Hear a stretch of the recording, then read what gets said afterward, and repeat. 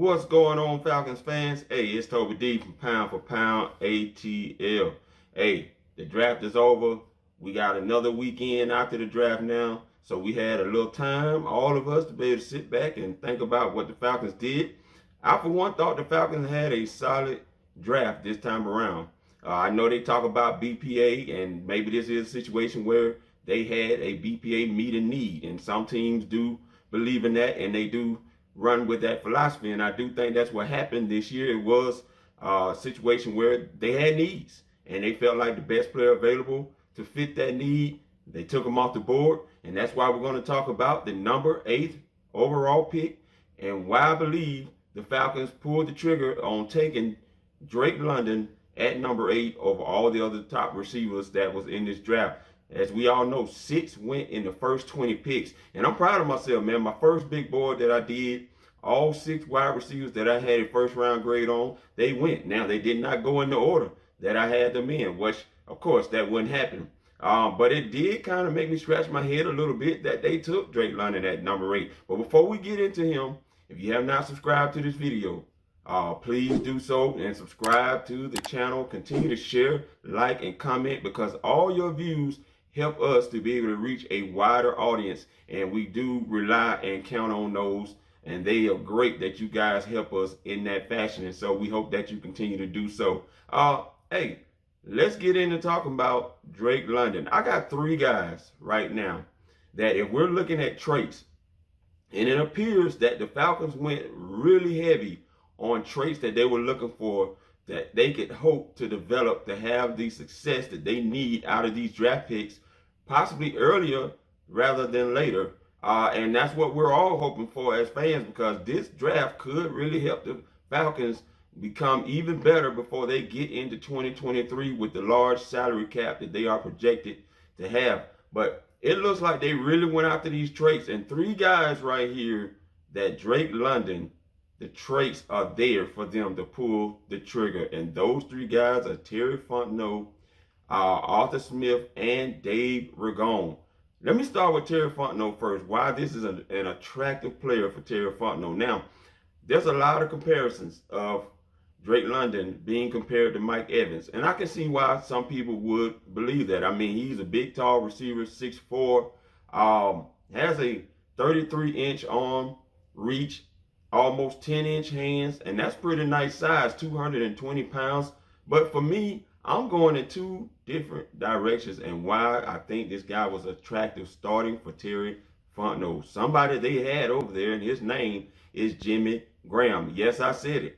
Although he is not as big or tall as Jimmy Graham, I kept looking at the film and wondering, okay, who is this guy's style really like? And I kept seeing Jimmy Graham. And many of you that have watched Jimmy Graham terrorize the Atlanta Falcons over the years, watch him post up on guys, especially on the deep passes, just like Drake London loves to do with that basketball type of mentality, and catch passes in front of guys, boxing them out. Also, a guy that loves to leap over people, because we've seen him do that.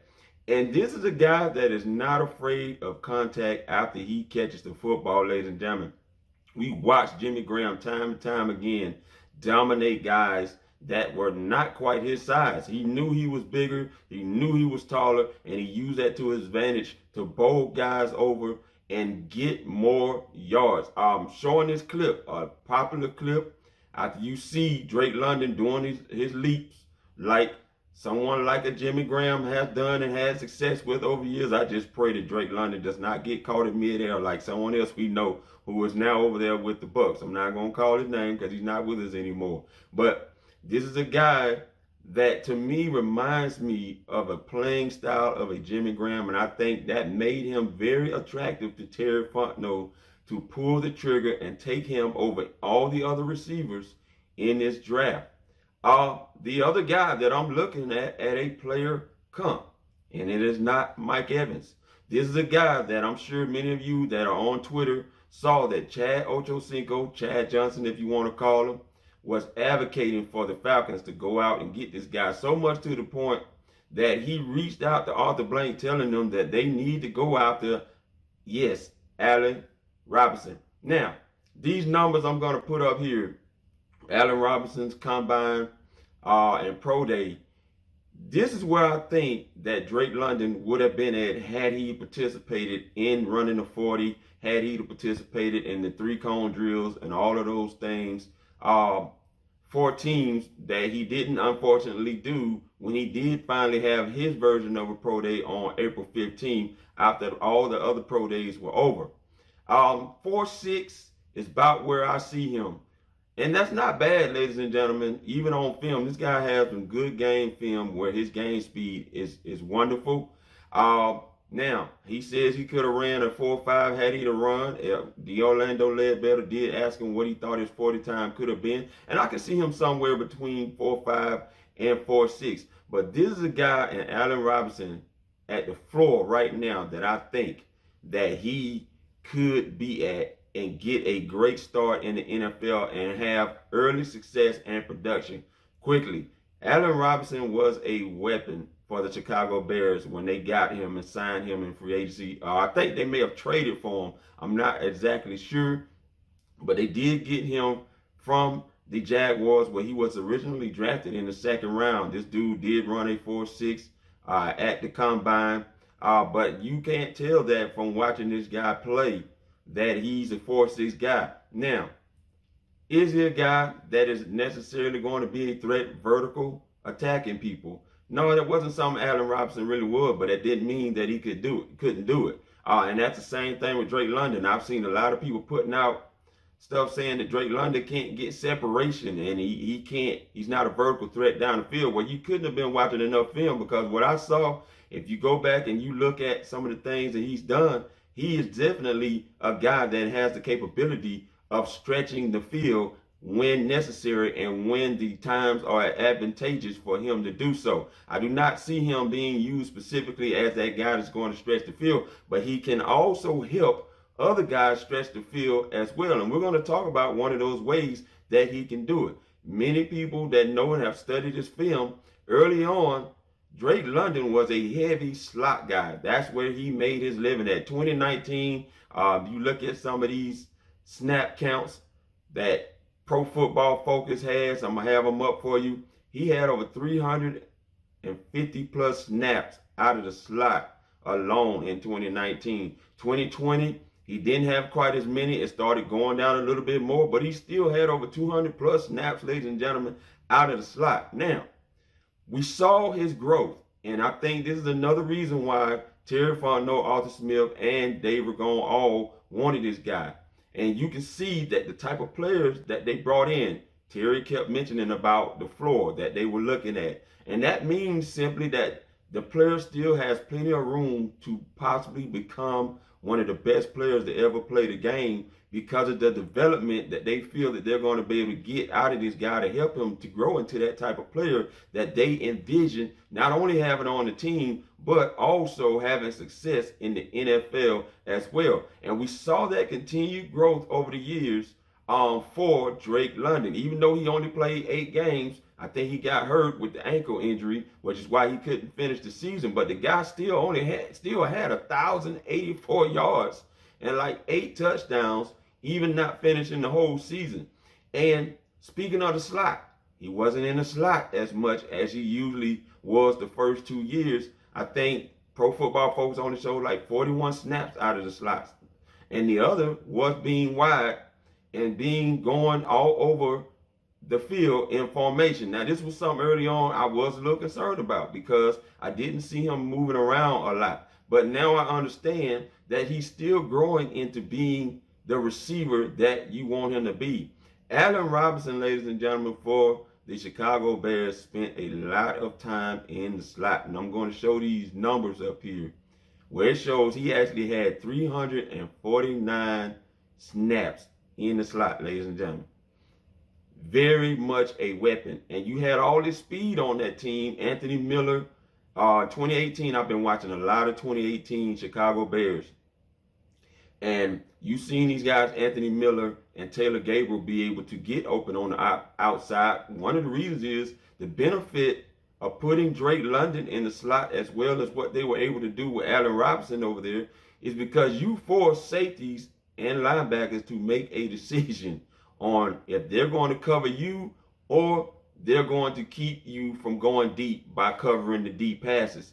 And I think he's going to force a lot of safeties to have to make that decision to where it's going to open up for speedsters like Olamide Zaccheaus, for speedsters like the new signing that we got in Demir Bird that we got recently from Chicago Bears, who was formerly also of the New England Patriots, where he had arguably his best season there with over 600 yards. Now, he only had one touchdown, but you look at the possibilities that Drake London can do working out of that slot, and you get him going there early until he gets comfortable being able to move all over the field like Allen Robinson was able to do, which is what brings me to Dave Ragone, because Dave Ragone had to be excited, even though we couldn't afford an Allen Robinson, to get someone similar and can do the things that Allen Robinson did for the Chicago Bears over there in Chicago when he was there from 2018 to 2021. And I think that excited Dave Ragone to be pounding the table. Let's take this guy at number 8.